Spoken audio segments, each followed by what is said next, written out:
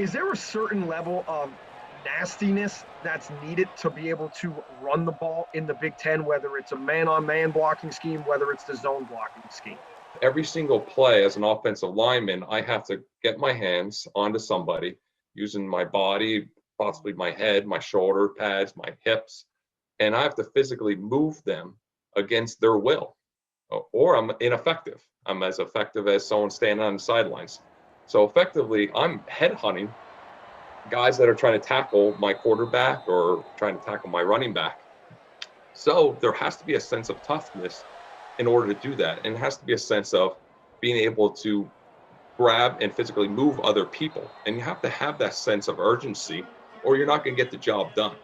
Uh, I'm not sure what the culture is, of course, offensive line wise, but of course, when I was there, my predecessors before me, offensive lineman wise, were extremely tough guys.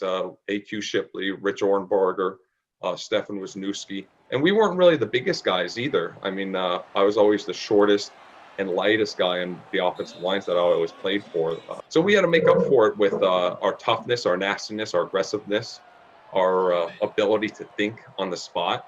And those are some intangibles that are hard to measure.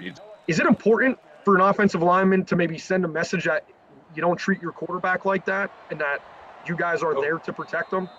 Me as a senior leader or the guys that were playing next to me, that we instilled upon our offensive line that you're not going to touch our quarterback, and if you do, you're gonna walk around our huddle. You're not going to walk through it then. So yeah, it's a sense of toughness established from the first play to the last play, that you're not going to control us, we're going to control you. So it comes down to a very macho thing, Andrew. It's 300-pound men wrestling each other on the offensive line throughout the whole game. What ways are there post-play after you see a hit like that or cheap shot to still stick up for your quarterback and do it within the rules? It comes down to body language. Who's there, the first guy to pick up your quarterback? Who's there to make sure that there's no defenders still kind of celebrating around him as he's a guy that's down on the field? I'm not sure what the culture is inside the locker room now. I'm not sure what type of answer that was either by coach. But yes, there's a sense of urgency when you're playing on the offensive line. Like I said, you're a defender, you're the bodyguard, you're a defender of the castle type thing. And if you think of yourself as that knight that you're saving your king, the quarterback, you're going to take those things personal. And how you can make up for it, maybe on the next play, make sure you pancake the guy that touched your quarterback, or when you pancake him, maybe take a little bit longer to get up off the ground when you're on top of him. So maybe that's a little way that I would do it. So when you come back to Penn State, whenever you get a chance, when you walk into the stadium, what kind of feeling are you getting? Especially when you see some of maybe your old guys and things like that, and you look up and you see 2012 up there as, among all the championship teams. Yeah, I mean, it's year after year, Andrew. It's a different feeling. The older you get, when you reminisce back, because of any college career, there's ups and downs. Not every practice I was the starting center. Not every practice, I'm getting a game ball, or every game. You have ups and downs where you're hurt. You have ups and downs where you didn't do good and you get beat out.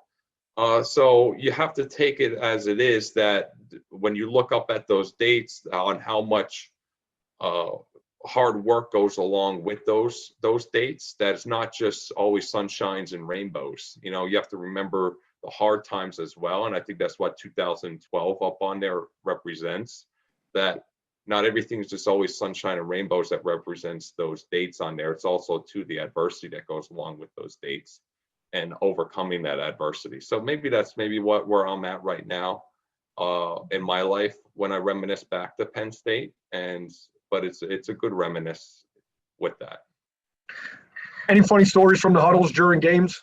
Because we know crazy things happen in football. I don't know. Is it a John Urschel moment where he comes into the huddle and starts saying something, or is it a McGloin coming into the huddle? Urschel gets a lot of credit for talking, but he's not a talker. He's very quiet.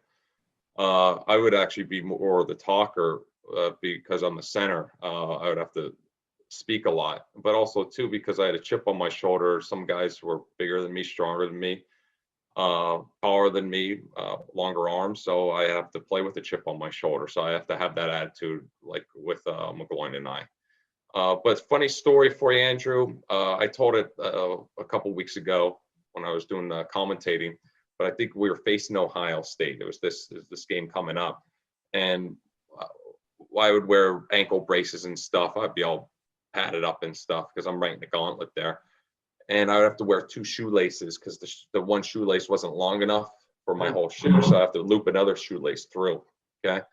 And during the one play, an Ohio State's cleat got caught in one of my shoelaces and snapped it.